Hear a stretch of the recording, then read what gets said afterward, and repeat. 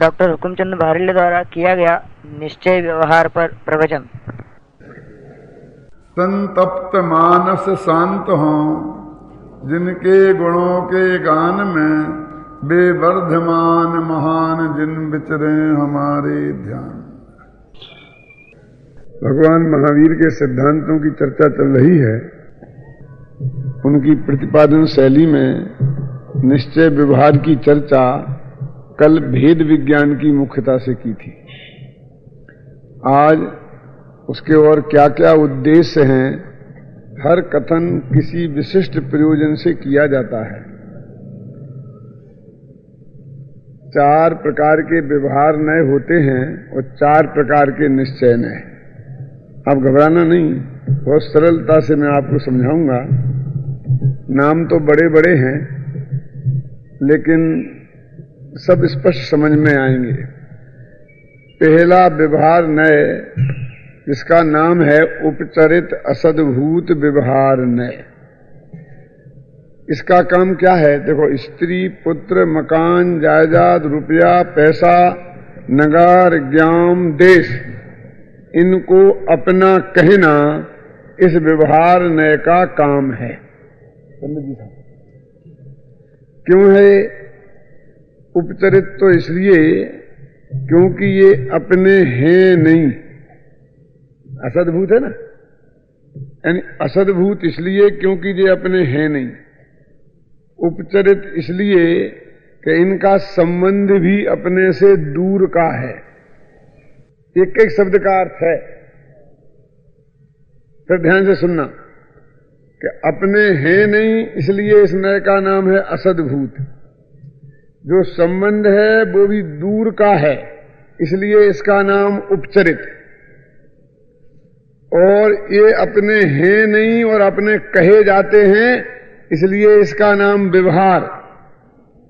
और ऐसी कथन पद्धति सम्यक ज्ञान का एक अंश है, इसलिए इसका नाम नए। उपचरित, असद्भूत, व्यवहार, नए। इसमें 4 शब्द है ना, वो 4 के 4 उद्देश्य हैं। देखो, असद्भूत व्यवहार नए 2 प्रकार का होता है, एक उपचरित और एक अनुपचरित। असद्भूत का मतलब होता है कि जैसा वस्तु का स्वरूप नहीं है, किसी प्रयोजन से वैसा कहना। तो नहीं है, ये है असद्भूत, और उसे कहना ये है व्यवहार। जैसे स्त्री, पुत्र, मकान, जायदाद, रुपया, पैसा अपने नहीं है, इसलिए तो असद्भूत। और अपने कहे जाते हैं, इसलिए व्यवहार। और ज्ञानी जन भी कहते हैं, इसलिए नए। ऐसा नहीं कि अज्ञानी कहते हों। हमारे आचार्यों ने शास्त्रों में लिखा है ना कि भरत चक्रवर्ती के हाथ 96,000 पत्नियां थीं, तो उनकी ये पत्नियां थी ना, तो ये ज्ञानियों ने कहा कि नहीं कहा? कि ज्ञानियों का वचन है, इसलिए नए है। पंडित जी साहब, बहुत मार्मिक बात है। अब ये उपचरित और अनुपचरित का झगड़ा क्या है कि दूर का संबंध उसका नाम उपचरित, और पास का संबंध उसका नाम अनुपचरित। और दूर और पास का क्या हिसाब है? काय को दूर कहें और काय को पास कहें? तो जन्म से लेकर मरण तक एक क्षेत्रावगाह संबंध जिसका हो, उसे बोलते हैं नजदीक का संबंध। शरीर और आत्मा का है ना। मैं ऐसा हाथ उठाऊं तो आत्मा के प्रदेशों को ऐसा उठना पड़ता है, ऐसा नहीं कि वे ऐसे ही रह जाएं। और आत्मा के प्रदेश ऐसे हों तो हाथ को भी ऐसा उठना पड़ेगा। यानी जन्म से लेके मरण तक इतने काल तक इतना पक्का संबंध है, इसलिए नजदीक का। और स्त्री, पुत्र, मकान, जायदाद का संबंध दूर का। क्यों? कि तुम बंबई चले जाओ और स्त्री यहां इंदौर में बनी रहे, कोई दिक्कत नहीं आने वाली है। लेकिन तुम बंबई चले जाओ, शरीर यहां बना रहे, ऐसा नहीं होगा। मकान यहीं रह जाओ और तुम अमेरिका चले जाओ, समझ गए ना आप? ये संबंध दूर का, जिनका एक क्षेत्रावगाह होना अनिवार्य नहीं हो, उसको बोलते हैं उपचरित। ये मैं आपको तरकीब भी बता रहा हूं, अकेला ऐसा नहीं। क्यों कहते हैं उपचरित? क्योंकि संबंध तो है, लेकिन हमारा राग से जोड़ा हुआ संबंध है। क्यों? इस शरीर का संबंध अकेले राग से जोड़ा हुआ नहीं है। हमारा राग भी कम हो जाए तो भी ये जुड़ा रहेगा। मुनिराज हमारे स्त्री पुत्र मकान जायदाद का त्याग कर देते परिग्रह का, राग टूट गया तो छूट गया क्या? नहीं। और शरीर से राग टूट गया तो शरीर छूटता है क्या? शरीर का एक क्षेत्रावकाश संबंध तब भी रहता है। तो उपचरित और अनुपचरित का अंतर समझ में आया छगनलाल जी? तो जो स्त्री पुत्र मकान जायदाद रुपया पैसा देश नगर गांव भारत देश मेरा है, ये कौन से नय का कथन है? उपचरित असद्भुत व्यवहार नय का।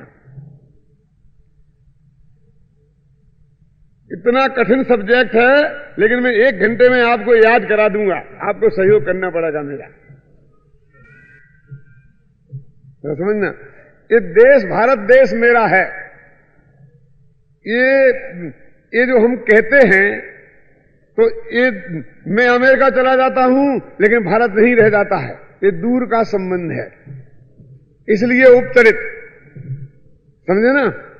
और ये संबंध वास्तविक नहीं है, जैसे ज्ञान और आत्मा का वास्तविक संबंध है ना तादात्म्य, ऐसा नहीं है, इसलिए असद्भुत। और इसे अब मेरा कहा जाता है, इसलिए व्यवहार, और ज्ञानी जन भी ऐसा कहते हैं, इसलिए नहीं। क्यों जी? अब इसका झूठापन देखें जरा, कि भारत देश हमारा है और 1 इंच जगह हमारी नहीं है, जमीन भी हमारे पास नहीं है, मकान भी नहीं है, कोई प्लाट भी नहीं है। ऐसे लोग हैं हजारों इस देश में, क्या नहीं है? किराए के मकान में बेचारे रहते हैं। तो एक तो ये कह रहे पूरा देश हमारा है और 1 इंच जमीन हमारी नहीं है। तो 1 इंच जमीन हमारी नहीं है तो पूरा देश हमारा रहा, इसमें क्या दम रहा? बोलो, मैं आपसे पूछता हूं। यदि पूरा देश तुम्हारा है तो बेच खाओ इसे, जैसे अपने घर का मकान बेच देते हो।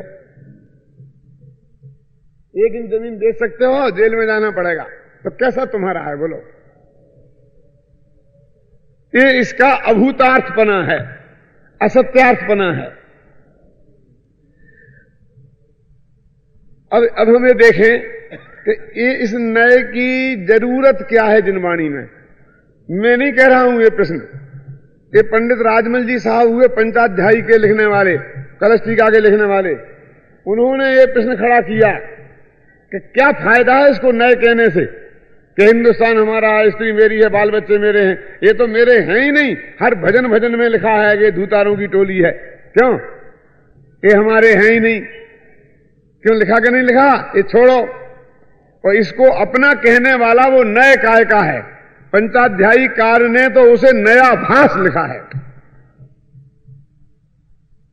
कुंद कुंद ने नए लिखा है, घबराना नहीं।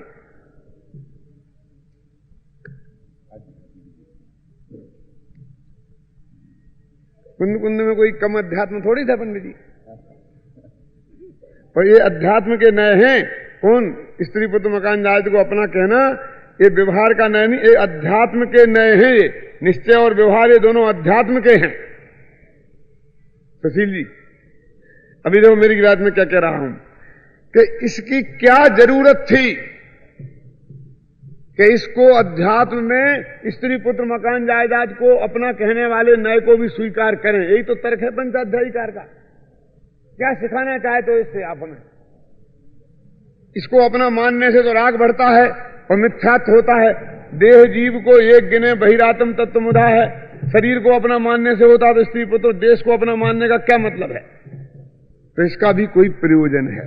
जिनवाणी में एक शब्द भी बिना प्रयोजन के नहीं होता। अकलंक देव ने राजवार्तिक में लिखा, प्रयोजनम मनुदृश्य मंदोपी न प्रवर्तते, कि प्रयोजन के बिना तो मूर्ख से मूर्ख मंद बुद्धि भी प्रवृत्ति नहीं करता है। एक गधा भी करवट लेता है ना तो उसका कोई मतलब होता है। इस करवट बैठे बैठे थक गया है ना तो थोड़ा आराम मिले इसलिए करवट लेता है। बिना प्रयोजन के तो मंद बुद्धि भी प्रवृत्ति नहीं करते हैं। तो हमारे आचार्य सर्वज्ञ परमात्मा कुंद कुंद जैसे समर्थ आचार्य बिना प्रयोजन के इसको अपना कैसे कह देंगे? तो बहुत बड़ा प्रयोजन है। मैं आपसे पूछता हूं कि स्त्री अपनी है, स्त्री पुत्र मकान जायदाद रुपया पैसा अपना कहा ना, तो ये तो व्यवहार नय से अपनी है ना। तो स्वस्त्री और परस्त्री का जो भेद है वो कौन से नय से है? मैं आपसे पूछता हूं सुशील जी, ये मेरा मकान है और ये तुम्हारा मकान है, ये कौन से नय से भेद है? ये मेरी संपत्ति है और ये तुम्हारी संपत्ति है, ये कौन से नय से भेद है? ये मेरा बेटा है, ये तुम्हारा बेटा है, ये कौन से नय से भेद है? ये इसी नय से है ना। कौन? उपचरित असद्भुत व्यवहार नय से। यदि इस नय को नहीं माने तो क्या होगा? स्वस्त्री और परस्त्री का भेद समाप्त हो जाएगा, तो आदमी जानवर हो जाएगा।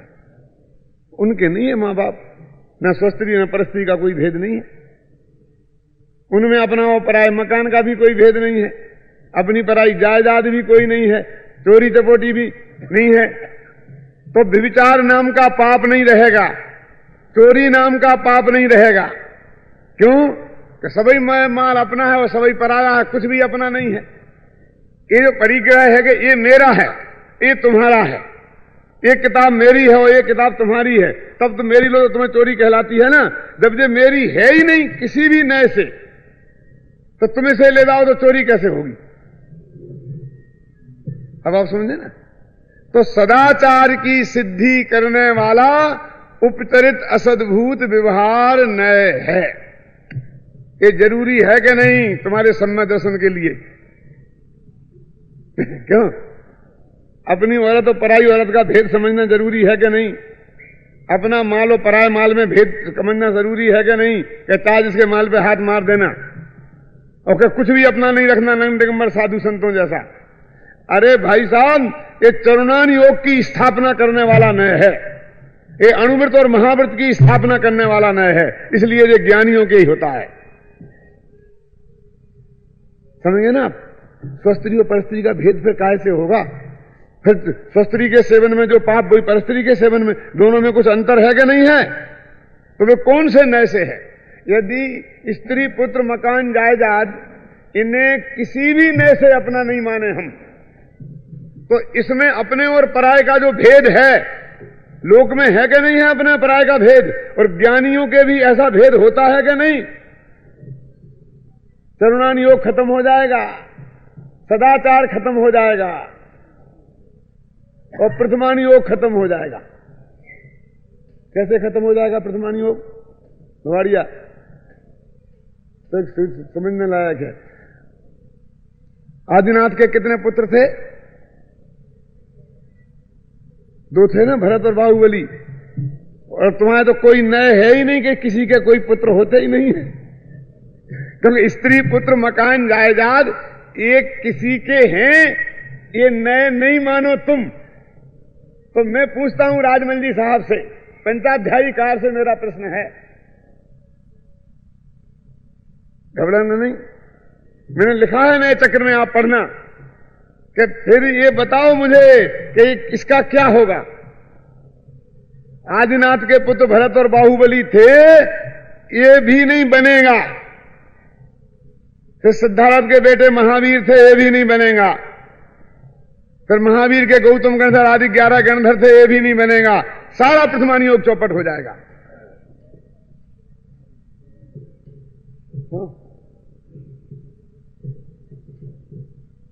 तो देवल जी ठीक है ना? अरे भाई, आखिरकार पंचाध्यायी कार को अंत में चाहे जितनी ताकत लगाई हो, वो अपने प्रयोजन में सिद्ध नहीं हो पाए। उनसे अंत में कहा कि ये जो व्यवहार चल रहा है इस नए से, उच्चत असद्भुत व्यवहार नए के जो व्यवहार चल रहा ना, स्वस्त्री परस्त्री का, अपने मकान का, पराये मकान का, ये हमारे ब्याई जी बेबाई जी, ये सारा चल रहा है ना, ये व्यवहार यदि किस नए से होगा, तो उन्होंने कहा कि हम नया भास मानते हैं इन्हें, तो हम नया भास से व्यवहार चला लेंगे। क्या मतलब हुआ? जब आखिर तुम्हें व्यवहार से नया भास कहने का मतलब क्या? पंडित जी साहब जब काम चला, काम तो नहीं चला ना तुम्हारा। मैं एक बात कहता हूं बहुत मर्म की छूने वाली है कि जब जो ये लोग बोले पंडित जी नाई जेनी हो सकता है कि नहीं, क्या बात करते हो, भंगी भी हो सकता है, तुम तो नाई की बात करते हो। जरा घबराना नहीं, पूरी बात सुनना मेरी। कहीं कैसी बात करते हो, कैसी बात करते हो? क्यों साहब, जेनी सेना में भर्ती हो सकता है कि नहीं? प्रश्न है रतनलाल जी। मैंने कहा एक बात बताओ कि ये कभी सारा देश जेनी का था क्या नहीं था हिंदुस्तान? हमारे शास्त्र तो ऐसे ही बताते हैं, था क्या नहीं था? तो उस वक्त कोई नाई होगा कि नहीं, कोई खेती करता होगा कि नहीं, और सेना होगी कि नहीं? भरत चक्रवर्ती की सेना के सारे सैनिक अजैनी थे कि जैनी? मैं आपसे पूछता हूं, सेनापति जो जय कुमार है वो जैनी था कि अजैनी? तो जैनी सेना में भर्ती नहीं हो सकता है, तुम लाए कहां से हो? तो ठीक है। अरे ठीक नहीं है, तुम अहिंसक धंधा करके हिंसक धंधे में जाना क्यों चाहते हो सकना अलग बात है और हमें वो करना ये अलग बात है। समझ में आया ना? इसका मतलब ये नहीं कि हम वो धंधे करें, लेकिन इसका मतलब ये भी नहीं कि उस धंधे में जो है वो जैनी नहीं हो सकता है। जब सारा देश जैनी होगा तो या तो उसमें जैनी ही नाई होगा, वो बाल बनाएगा, अन्यथा लोगों को फिर बाल रखना पड़ेंगे। क्या होगा मुझे बताओ? अरे जाने दो कभी था कि नहीं था। आप चाहते हो कि सारा देश जैनी हो जाए? क्या चाहते तो है।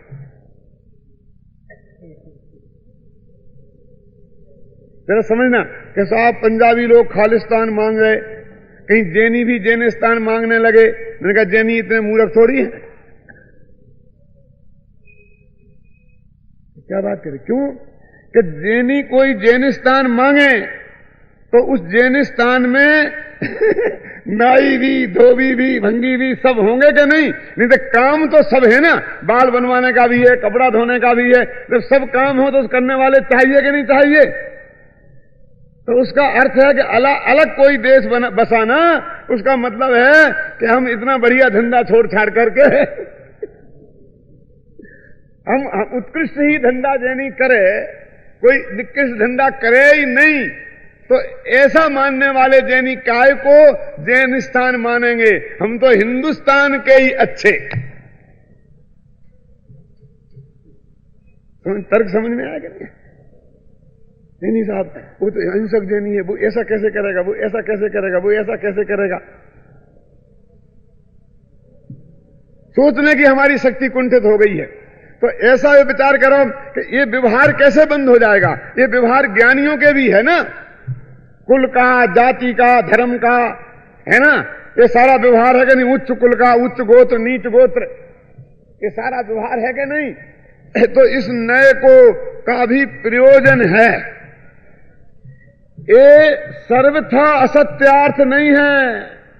यदि सर्वथा असत्यार्थ मानोगे तो सदाचार की सिद्धि नहीं होगी, अणुवृत महावृत नहीं होंगे, अपनी पराई मां बहन का पहचान नहीं रहेगी और हमारी प्रवृत्ति पशुओं जैसी हो जाएगी। ये नए पशु और आदमी में भेद करता है, अथवा जो पशु हैं ऐसे आदमियों को आदमी बनाता है। पहले इस नए की जरूरत है कि नहीं है? उपयोगी है कि नहीं है? अपने आप में उपयोगिता है।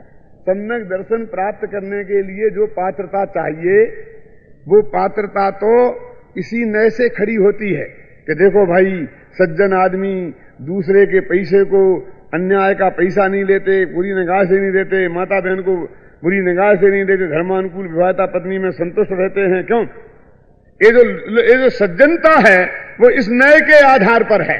तो उपचरित असद्भुत व्यवहार नए सदाचार की सिद्धि करने वाला नए है। ठीक है सोगानी जी? तो अब इसे हे क्यों कहते हो? इसे झूठा लाल क्यों कहते हो? इतना उपयोगी है, इतना आवश्यक है लोहारिया जी है? कि मैं पूछता हूं कि स्त्री तुम्हारी है, पुत्र तुम्हारा है, तो सारी जिंदगी स्त्री पुत्र के मोह में ही मरना है कि आत्मा का कल्याण करना है? क्यों? ये मकान तुम्हारा है, ये जायदाद तुम्हारी है, तो ये परिग्रह में ही मरना है कि परिग्रह छोड़ना भी है?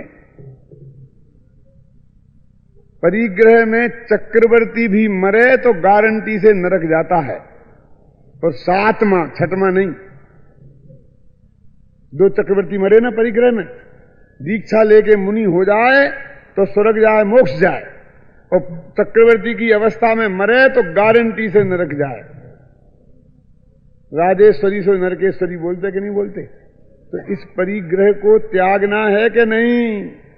तो इस परिग्रह को त्यागने योग्य कहें कि नहीं? तो इसको अपना कहने वाले नए को झूठा कहें कि नहीं? बोलो आप। झूठा है संसार, आंख खोल के देखो। बोलते कि नहीं बोलते हैं? जब तक तेरे पुण्य का बीता नहीं करार, तब तक तेरे माफ हैं अवगुण करे हजार। ये पैसे का कोई ठिकाना नहीं है, अभी है और 1 मिनट में चला जाएगा, पता ही नहीं चलेगा। क्यों? तो ये अपना नहीं है निश्चय से वास्तव में,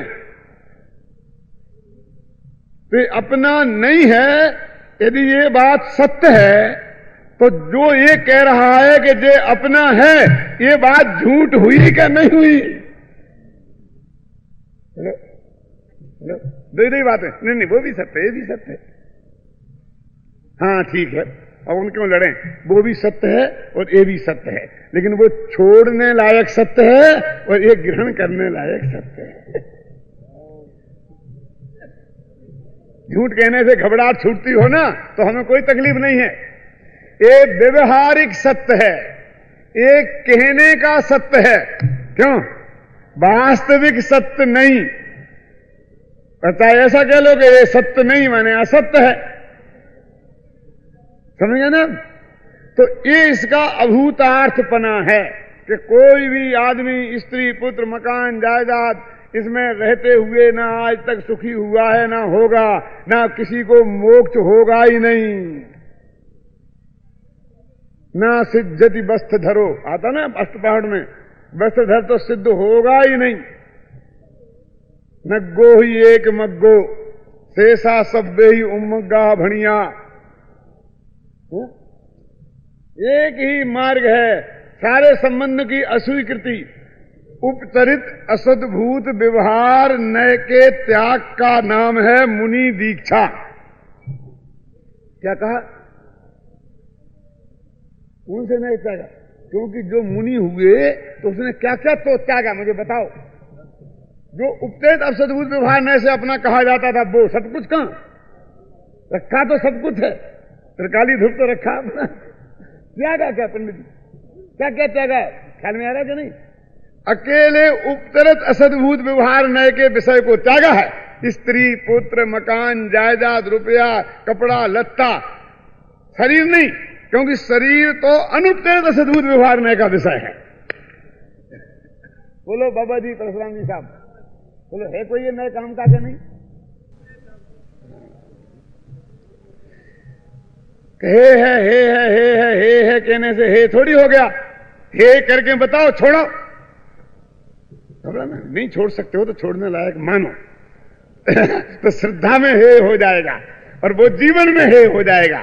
वो इतना ही अलग है, वो चारित्र में हो जाएगा, वो श्रद्धा में हे हो जाएगा, लेकिन वो नए का विषय तो वो ही रहेगा ना। ज्ञान तो श्रद्धा, ज्ञान और चरित्र, पंडित जी 3 चीजें हैं। तो ज्ञान में हे मानना ये हो गया जानना, श्रद्धा में हे मानना ये हे हो गया, और चारित्र में छोड़ना होगा। 3 तरह का हे होता है। तो 2 काम तो आप अभी कर सकते हो, समझ गए ना? और तीसरा जब होगा तब होगा। थोड़ा में ये लिखा कि होगा तब होगा, लेकिन मान तो अब। तो बोलो, स्त्री, पुत्र, मकान, जायदाद, रुपया, पैसा, नगर, देश, ग्राम अपने नहीं हैं। ये बात कहना जैन धर्म के विरुद्ध तो नहीं है। हमारे सारे मुनिराज संत उपदेश देते हैं कि नहीं? पुराने से लेके आज तक के सभी। कोई ये कहता हो कि नहीं रखो तो बताओ।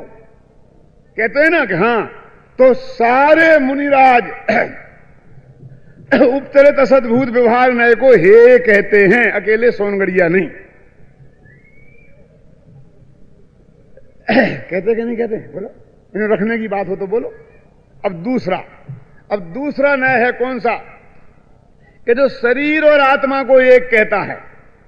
स्त्री पुत्र मकान जायदाद है तो ये मेरे नहीं, समझे ना? सुत बनतादि प्रगट पर, क्योंकि ये हैं मुझसे भिन्न प्रदेश है। भजन बोलते कि नहीं बोलते हो क्या? सुत बनता पुत्र ये प्रगट पर हैं, क्योंकि मेरे और इनका प्रदेशों का भी अलग अलग है, एक क्षेत्रावकाश संबंध नहीं है, भिन्न प्रदेश है। ख्याल में? लेकिन शरीर का तो एक ही आकाश के प्रदेशों में दोनों हैं। तो ये दूसरा नय है, कौन सा? अनुपचरित असद्भूत व्यवहार नय। अनुपचरित इसलिए क्योंकि ये नजदीक का संबंध है, असद्भूत इसलिए क्योंकि शरीर अपना है नहीं, व्यवहार इसलिए कि कहा जाता है अपना, और नय इसलिए कि सम्यक ज्ञानी धर्मात्मा भी व्यवहार से इसे अपना कहते हैं। चार हो गए पॉइंट। अब चलो, तो इस शरीर को अपना कहने वाला नय है, इसका क्या प्रयोजन है? इससे इसका क्या जैसे उसे सदाचार प्रयोजन था ना, अपनी मां बहन और दूसरी मां बहन को पहचानने का प्रयोजन था ना, ऐसा इसका भी कोई प्रयोजन है कि नहीं? तो समय सार की 45-46वीं गाथा की टीका में लिखा है कि यदि शरीर और आत्मा को एक नहीं माने व्यवहार से भी, तो जैसे भस्म को मसल देने से हिंसा नहीं होती है, ऐसे ही कीड़े मकोड़ों को मसल देने से भी हिंसा नहीं होगी, क्योंकि वे भी जीव नहीं है और वे भी जीव नहीं है। शरीर भी जीव नहीं है, माने ये भी जीव नहीं है और ये शरीर भी जीव नहीं है। शरीर आप एक नहीं कहो तो जैसे रूमाल को फाड़ दो, ऐसा हाथ को तोड़ दो, दोनों में एक सी हिंसा नहीं होगी। तो ये दूसरा नय है अहिंसा की सिद्धि करने के लिए।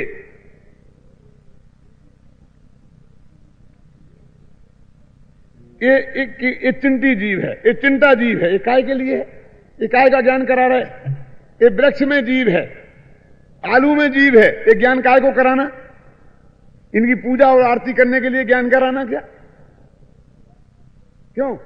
अरे देखो देखो कितने जीव हैं, काय के लिए कराया ज्ञान? कि देख के चलो कोई जीव मर ना जाए, दया धर्म की सिद्धि के लिए है ये नय। कहां कहां जीव हैं, अनछने पानी की एक बूंद में इतने जीव हैं कि वे बड़े हो जाएं तो लोक पूर्ण हो जाए।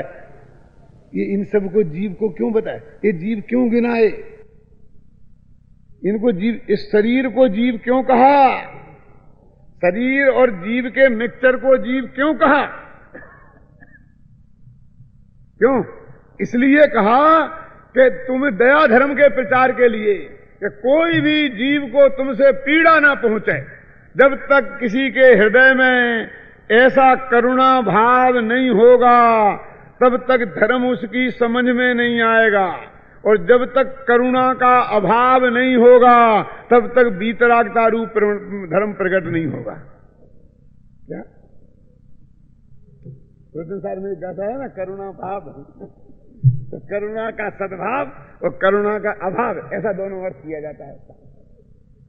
क्योंकि संधि होती है ना, आप जानते हो, जो सवर्ण संधि होती है, दीर्घ संधि, जैनियों में कहते हैं सवर्ण संधि और वैष्णवों में कहते हैं उसे दीर्घ संधि।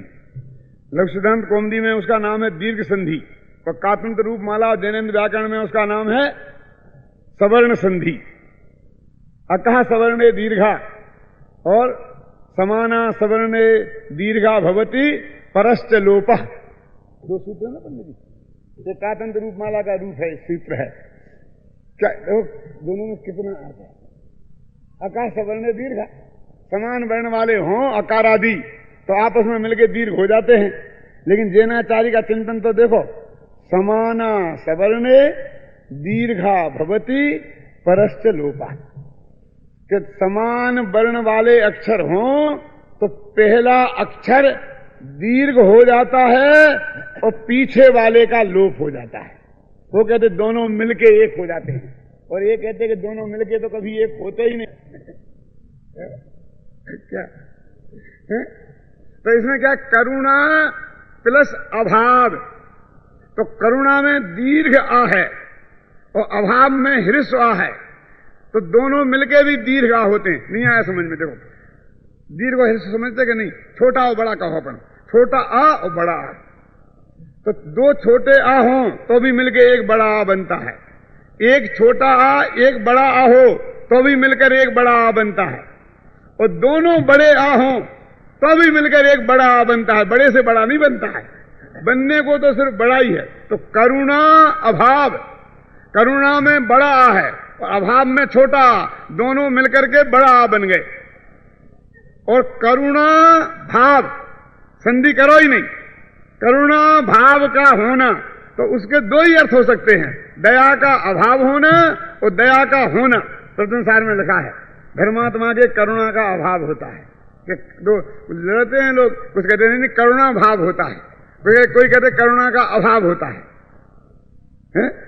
क्या करुणा है राग का भेद, तो करुणा का अभाव हुए बिना कोई वीतरागी सर्वज्ञ होगा नहीं। और जब तक चित्त में करुणा भाव नहीं होगा तब तक धर्म को सुनने की पात्रता जगेगी नहीं। जीवों पे चल रहा है, आलू जमीकन मांस मदरा खा रहा है, चाहे जी मरे चाहे जिए, रंच मात्र भी करुणा भाव नहीं होगा तो धर्म की सुनने की पात्रता नहीं। तो क्या अर्थ करना, बोलो सुशील जी?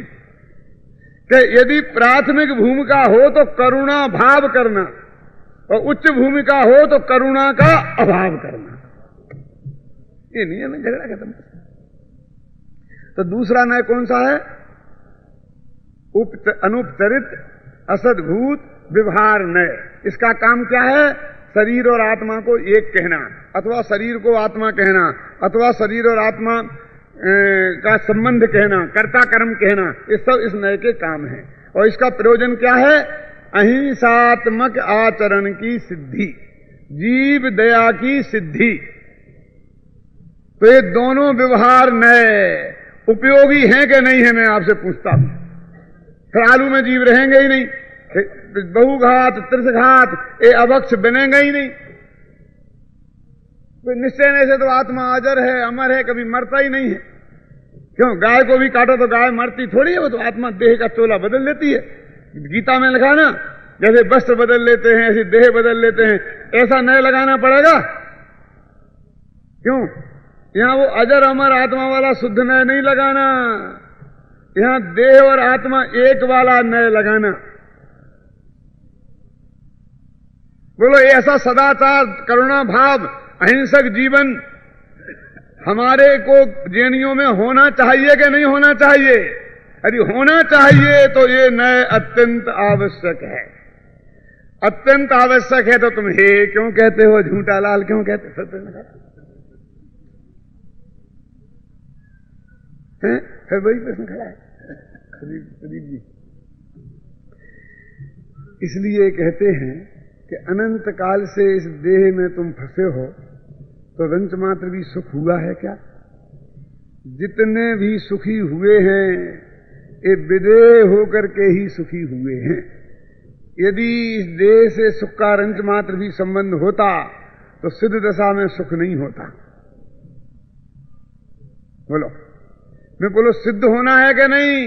यदि मुक्त होना चाहते तो देह में से अपनापन तोड़ो, क्योंकि अपनापन तोड़ोगे नहीं, और मुक्त होना चाहोगे तो देह को छोड़ना पड़ेगा ना मोक्ष होने के लिए, और अपनापन नहीं टूटेगा और उसे छोड़ने पड़ेगा तो कितना दुख होगा। क्यों? तो पहले अपनापन तोड़ना पड़ेगा कि नहीं? यदि देह से अपनापन तोड़ना है तो इस नए को डंके की चोट हे कहना होगा। लेकिन क्या मतलब है? सुबह से लेके शाम तक अभिनंदन कुमार जी शरीर की सेवा में लग रहे, मंदिर है बगल में, समझे ना, तो भी रिक्शा के बिना नहीं जा सकते।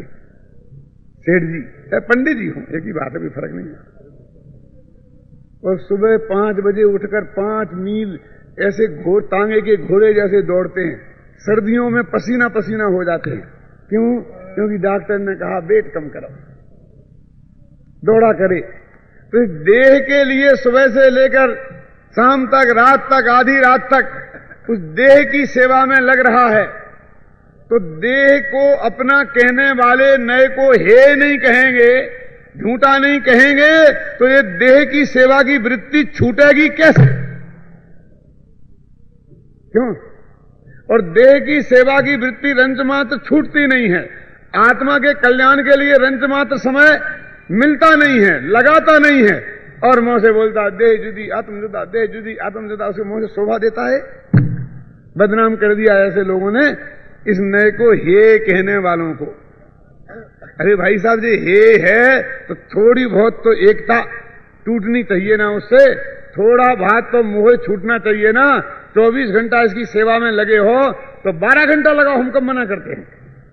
1 घंटा 2 घंटा तो स्वाध्याय के लिए, इसके लिए निकालो ना। नहीं साहब, आप कहना तो ठीक है, लेकिन गर्मी बहुत है, 144 डिग्री तक। मैंने कहा भैया, तुम सुनने वालों को ही गर्मी लगती है, हमें बोलने वाले को नहीं लगती क्या गर्मी?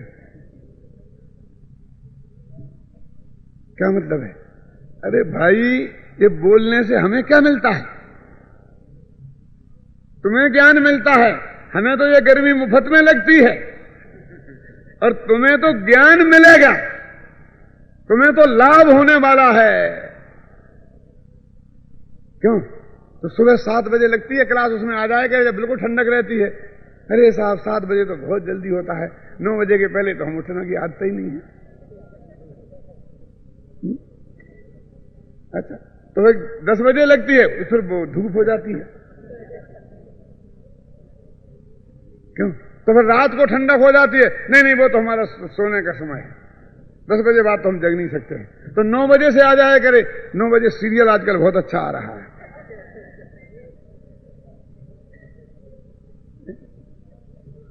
क्यों? बराबर एक ना एक कारण पेश कर देता है। आजकल शादियां बहुत हैं, ये तो कुछ ना कुछ बहाना। मैंने कहा भैया, शादियां तुम्हारे लिए, हमारे लिए भी, हमारे पास भी ये शादियों के जितने कार्ड तुम्हारे पास जिंदगी भर में नहीं आते होंगे ना, उतने हमारे पास साल भर में आते हैं। इतने शादी के कार्ड आते हैं, हम तो जवाब तक नहीं देते हैं। जवाब देवें तो किताब लिखने की फुर्सत नहीं मिले। दिवाली कार्डों के जवाब नहीं देते, क्षमावाड़ी कार्डों के जवाब नहीं देते, शादी के कार्डों का जवाब नहीं देते। साल में 10-5 चिट्ठी नहीं लिखता हूंगा मैं, बिल्कुल गारंटी से। तो चिट्ठी लिखें तो शास्त्र कब लिखें? ये तो बड़ी निर्दयता से व्यवहार को काटना पड़ेगा। ये सब व्यवहार ही तो है। नहीं तो मनुष्य स्वभाव का ऐसा जीवन एक एक क्षण बर्बाद हो रहा है। श्रीमद राजचंद्र ने लिखा कि अनंत चक्रवर्तियों की संपदा से एक क्षण भी जिसका अधिक मूल्यवान है, ऐसा मनुष्य स्वभाव तू कैसे खो रहा है? क्यों साहब? ये व्यवहार को निर्दयता से काटना पड़ेगा।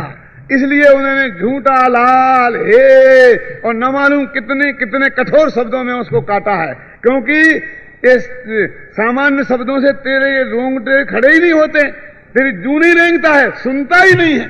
धीमे से कहो भैया छोड़ने लायक है, हाँ, ख्याल में है ना? जब तक उसको दृढ़ता से निषेध नहीं करो तो ये देह का मोह छूटने वाला नहीं है। ये देह का एकत्व माने मोह है। मोह माने एकत्व होता है, मोह माने राग नहीं होता है। दर्शन मोह माने एकत्व। देह से एकत्व तोड़ने के लिए देह की पृथकता का जितना अधिक ज्ञान कराया जा सके कराया जाना चाहिए। इसलिए तो हमारी 12 भावनाओं में क्या धुनाई करी है देह की। पले रुधिर राधे मले थैली की कस बसादिते मैली, नवे द्वारे बहे घेने कारी, अस देह करे क्यों मैं यारी। कहा क्या नहीं कहा आचार्यों ने? इस देह के संयोग में जो वस्तु क्षण भर आएगी वह भी मलिन मल मूत्रमय दुर्गंधमय हो जाएगी। कितना बढ़िया है तेरा सदी का स्वरूप। एक कुर्ता पहना ना अभी, बस 2 घंटा पहने हुए हैं, फिर उतार के तुम्हें दूं कि भाई साहब तुम पहन लो। अरे गंदा गंदा, बिल्कुल धुला साफ था और मैंने नहा धो के पहना था, साबुन लगा के नहाया था शाम को 6 बजे, और फिर इस कुर्ते को धुले हुए को पहना है, तो 1 घंटे में ही क्यों करने लग गए? क्यों? तो 1 घंटा तो बहुत होता है भाई साहब। इस देह के संयोग में जो वस्तु क्षण भर आएगी, क्षण भर में हो जाती है गंदी। नवल जी बताता हूं मैं कि ये मेरा मुंह है ना, इसको मैं 100 दफे कुल्ला करूं गंगा जल से, और कौन कोलगेट के सुरक्षा चक्र से सुरक्षित करूं और फिर तो मुंह बिल्कुल शुद्ध हो गया ना, फिर मैं पानी मुंह में लूं और आपसे कहूं कि हाथ करो, देता हो जाए। क्या गिलानी की बात करते हो पंडित हो गए, शर्म नहीं आती है? तुम्हारा जूठा पानी, अरे भाई साहब मुंह 100 दफे गंगा जल से मुख को पवित्र किया है। क्यों?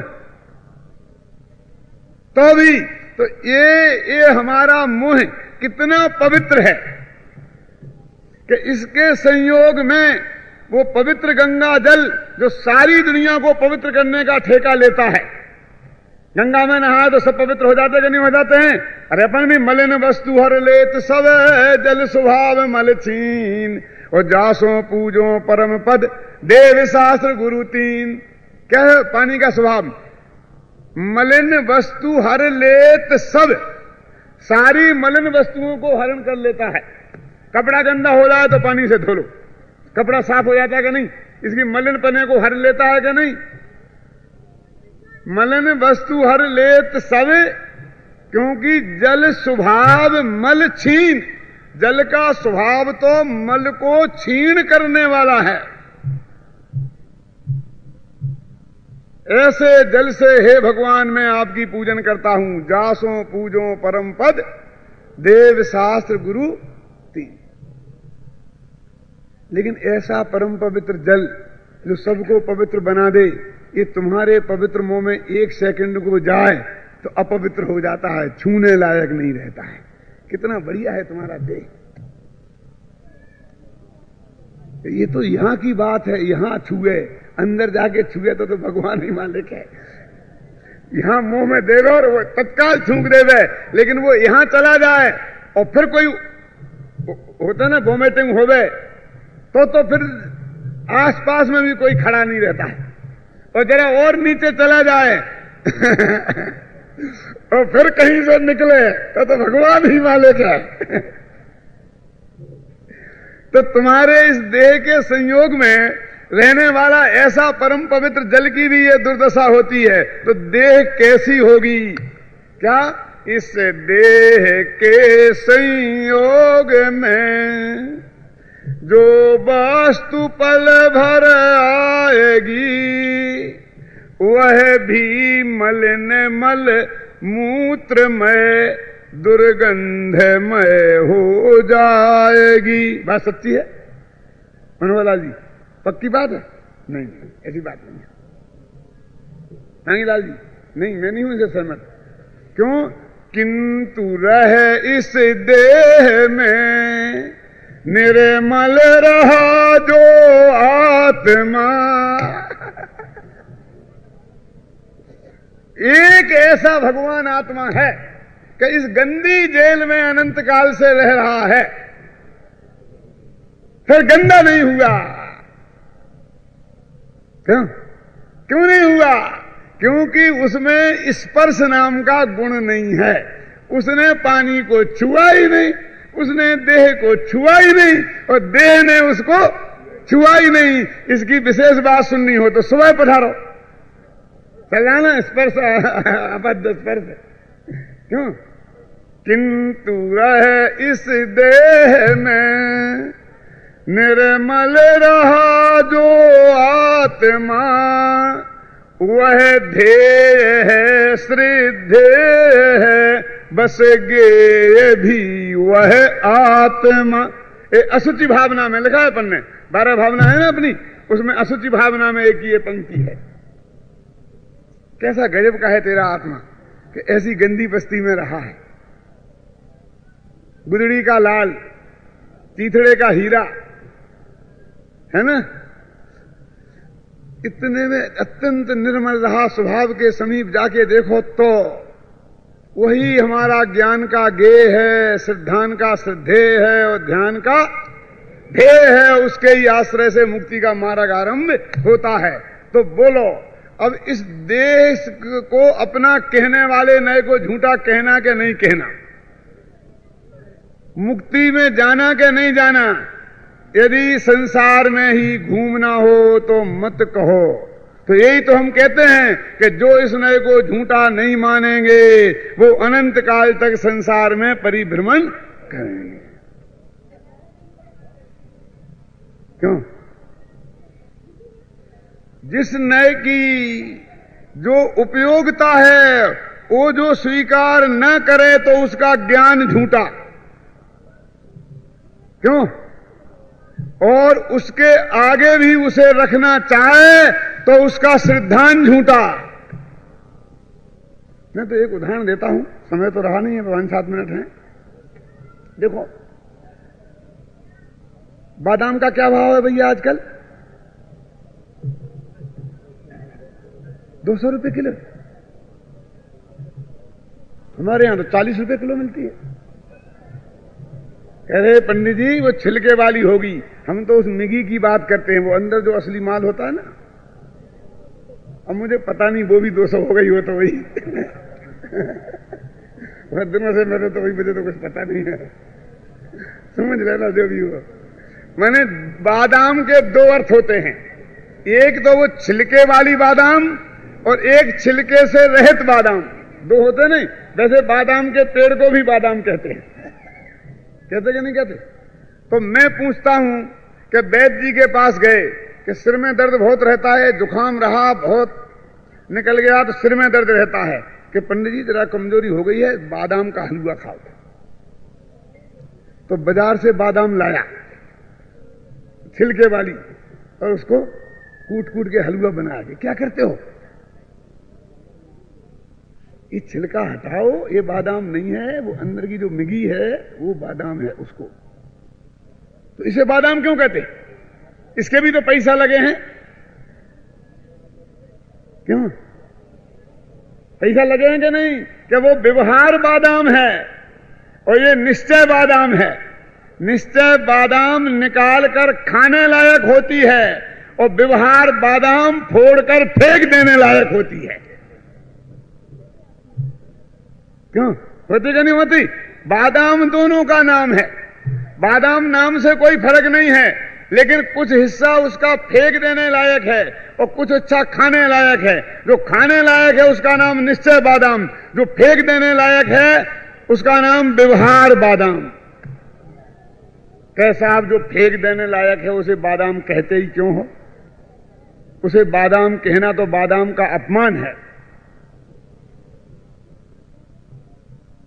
क्यों? कि बात तो तुम सच्ची कहते हो, लेकिन किसी पेड़ पर यदि बिना छिलके की बादाम लगती होती तो हम आज तक उस छिलके को बादाम कहते ही नहीं। लेकिन स्थिति तो यह है कि दुनिया में ऐसा कोई पेड़ नहीं है कि जिस पेड़ पर छिलके से रहित बादाम लगती हो, छिलके सहित ही लगती है। तो इस शरीर को जीव कहा ही क्यों? कि अनादिकाल से ऐसा कोई जीव नहीं है जो शरीर के बिना रहा हो। इसलिए शरीर को जीव कहा, इसलिए छिलके को बादाम कहा व्यवहार से। तो फिर फेंक देने की बात क्यों कहते हो? क्योंकि फेंक देंगे नहीं, फोड़कर तो बादाम का हलवा खाने में आएगा नहीं। हलवा खाना हो तो छिलके को निर्दयता से तोड़ना पड़ेगा और निर्मोह से फेंकना पड़ेगा। अनादिकाल से देह और आत्मा साथ में रहे हों और सुखी होना है, सिद्ध होना है, तो देह को निर्दयता से छोड़ना पड़ेगा और निर्मोहता से तोड़ना पड़ेगा इससे नाता, नहीं तो कोई सुखी होने का उपाय नहीं है। बोलो खाना हलवा के नहीं? झांझरी जी, अब दांत तो रहे नहीं तो हलवा ही से काम चलेगा। खाना होगा तो छिलके को तोड़ के फेंकना पड़ेगा। अध्यात्म का अमृत का पान करना है, आत्मा का कल्याण करना है, तो देह को आत्मा कहने वाले नए को हे कहना ही पड़ेगा, हे मानना ही पड़ेगा। कोई दूसरा उपाय हमारे पास नहीं है। तो आप कहोगे ठीक है, लेकिन ये तो कोई बात हुई कि उसी भाव तो मिगी जो 200 रुपए किलो हो और उसी भाव छिलका, दोनों एक भाव बिक गए, ये तो अच्छी बात नहीं है। क्यों जी? प्रधानमंत्री आए ना देश का, चंद्रशेखर, गांव में, तो यहां का मुख्यमंत्री उसकी गाड़ी में बैठना चाहता होगा, नहीं पीछे दूसरी गाड़ी में बैठा, और एक ड्राइवर 1000 रुपये महीने का ड्राइवर बगल में बैठे चंद्रशेखर के, और 2 बंदूकधारी 2000 रुपये महीना मिलते होंगे, वे बगल में बैठे। ये गजब हो गया। ये 2 कौड़ी के नौकरों को तो प्रधानमंत्री की गाड़ी में बैठा लाया, और अब मैं मुख्यमंत्री प्रांत का तो वे दूसरी गाड़ी में बैठा। ये तो अन्याय है कि नहीं है? कि उन लोगों को मुफ्त में प्रधानमंत्री की गाड़ी में बैठने को मिल गया है, बुलेट प्रूफ कार में बैठने का मुफ्त में मिल गया है। भाई साहब, मुफ्त में नहीं मिल गया है, उनने जान की बाजी लगाई है। क्योंकि कोई प्रधानमंत्री को गोली मारेगा, उन्हें तो कौन मारता है? किसी के पास मुफ्त की गोलियां थोड़ी हैं जो उन्हें मारेगा। आप लोग हंसते हो। हमारे एक सेठ जी थे, उनके पास डाकुओं की चिट्ठियां आती थी, 5000 दे जाओ, 5 लाख दे जाओ, नहीं तो तुम्हारे ऐसा कर देंगे, ऐसा कर देंगे, ऐसा कर देंगे। उनके पास चिट्ठियां आती थी और खूब गांव में हो हल्ला होता था। तो मैंने एक दिन कहा कि हम तो किसी डाकू की चिट्ठी पाने को ही तरस गए, हमें तो आज तक किसी ने चिट्ठी लिखी ही नहीं। समझ गए ना? तो मैं आपसे ये कहता हूं कि उसे कौन मारना चाहता है? हमको कौन डाकू चिट्ठी लिखे? हमें कौन पकड़ के ले जाए? वहां ले जाएगा तो वहां प्रवचन उसे सुनना पड़ेगा, हम उसे प्रवचन सुनाएंगे, और क्या होगा?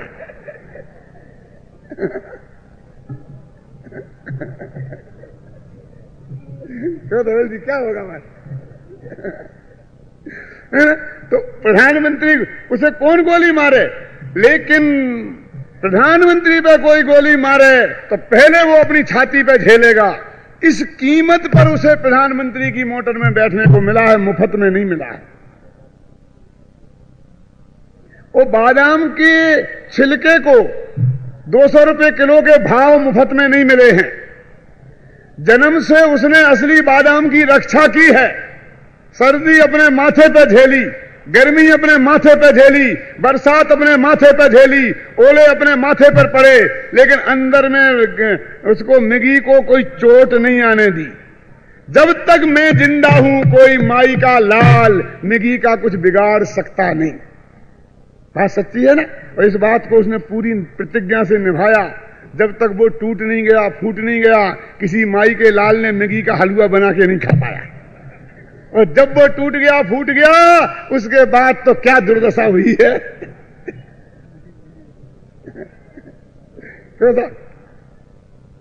तो उसने अपनी जान की कीमत लगाई है, तब जाकर उसे उस मिगी के भाव के दाम मिले हैं। तो व्यवहार ने भाई साहब निश्चय की सुरक्षा की है, निश्चय का प्रतिपादन किया है, जगत के सामने निश्चय को रखा है। इसलिए जिनमानी में व्यवहार को स्थान मिला है, मुफ्त में नहीं मिला है। जिसने अपनी जान की बाजी लगाई हो, निश्चय को बता दिया और फिर उसी निश्चय ने उसको हे कह के उसकी छुट्टी कर दी।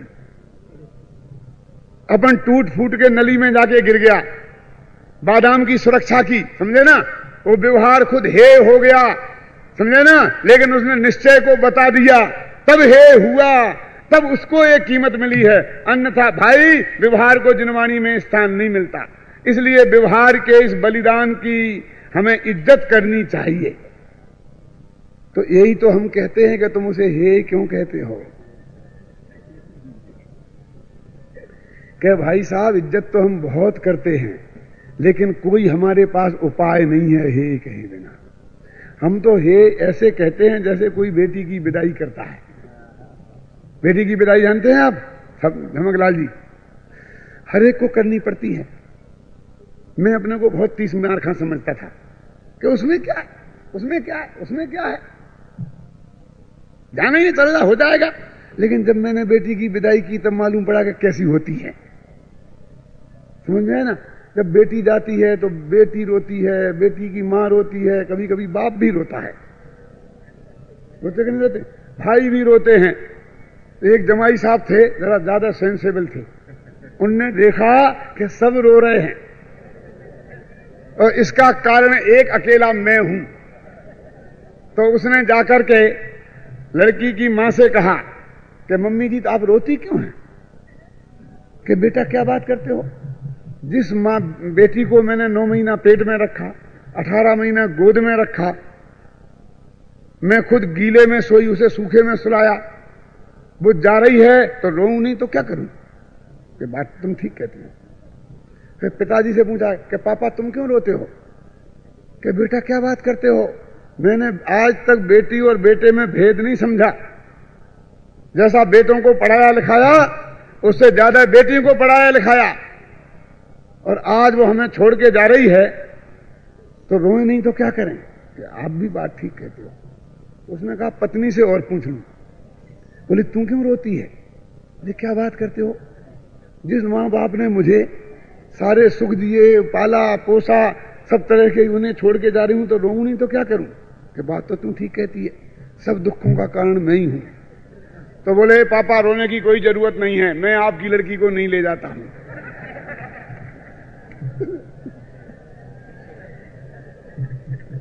एक मिनट तो आप जैसे सब लोग हंस पड़े, और रोने के वातावरण में भी हंसी का वातावरण हो गया। और लोगों ने कहा कि जमाई राजा हैं तो बहुत जॉली नेचर के।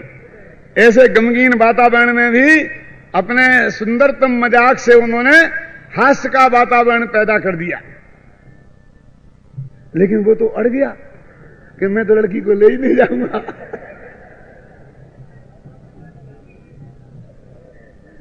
तब क्या हुआ कि लोगों ने धीरे धीरे सीरियस हुए, समझाना शुरू किया, मनाना शुरू किया, लेकिन माने ही नहीं। माने ही नहीं तो फिर मां रोने लगी, बाप रोने लगी, लड़की रोने लगी। तो अब क्या हुआ? बोले मम्मी जी अब क्यों रोती हूं? बोले बेटा मुश्किल से तो एक जमाई खरीदा था और वो पहले ही दिन बेटी को छोड़ के जा रहा है। बाप ने भी यही कहा, बेटी से पूछा तो उसने भी यही कहा कि अब रोए नहीं तो क्या करें? सब कुछ लुट गए, मकान बिक गया, सब हो गया। अब उसके बाद पहले ही दिन, अरे हमने ऐसे जमाई तो देखे हैं कि घर ले जाते हैं, फिर वहां से और मांग रखते हैं, स्कूटर चाहिए, कार चाहिए, साल 2 साल जिंदा रखते हैं। लेकिन ऐसा जमाई तो आज देखा कि यहीं पहले ही दिन से लेने जाने से इनकार करता है, रोए नहीं तो क्या करें? तब वो बोला बड़ी मुश्किल है, ले जाता हूं तो रोते हैं और नहीं ले जाता हूं तो रोते हैं, मैं करूं क्या? तो वो बोला कि अच्छा रोइए मत, मैं ले जाने को तैयार, लेकिन एक शर्त है कि क्या, कि मैं ले जाऊंगा लेकिन आप कोई रोएंगे नहीं। जब उसने ऐसा कहा तो पिता को भी गुस्सा आ गया। बोले मिस्टर ज्यादा बातें करने से कोई फायदा नहीं है, तुमको लड़की ले जानी पड़ेगी और हम रोएंगे। क्योंकि हमारे भाग में रोना ही लिखा है। जिस दिन लड़की पैदा हुई थी उस दिन नहीं। तुम हमारे भाग्य को कैसे मैट सकते हो? अरे बेटी की विदाई करेंगे और रोएंगे, क्योंकि बेटी को विदाई करे बिना कोई चारा नहीं है। बेटी का सुख और बेटी के मां बाप का सुख इसमें ही है कि बेटी को समय पर विदा कर दिया जाए। ऐसे ही व्यवहार न हमारी प्रिय बेटी है। हम रोएंगे और उसकी विदाई करेंगे, क्योंकि उसका समय पर विदा हो जाने में ही व्यवहार का हित है और आत्मा का हित है। उसके ज्यादा रखना ठीक नहीं। ख्याल में आया ना? तो हम तो भाई साहब ऐसे व्यवहार को बहुत प्रेम करते हैं, लेकिन उसको हे कहे बिना भी रहा जाता नहीं, क्योंकि उसकी गति तो प्यारी बेटी के समान होती है। इसमें जिनवाणी माता ने बड़े प्रेम से उसे पाला पोसा है व्यवहार को, और समय पर बड़ी निर्दयता से प्रेम से उसे विदा कर दिया है। हम सब भी अपने जीवन में व्यवहार को पालें और समय आने पर उसका प्रेम से विदाई कर दें तो हमारा कल्याण अवश्य होगा।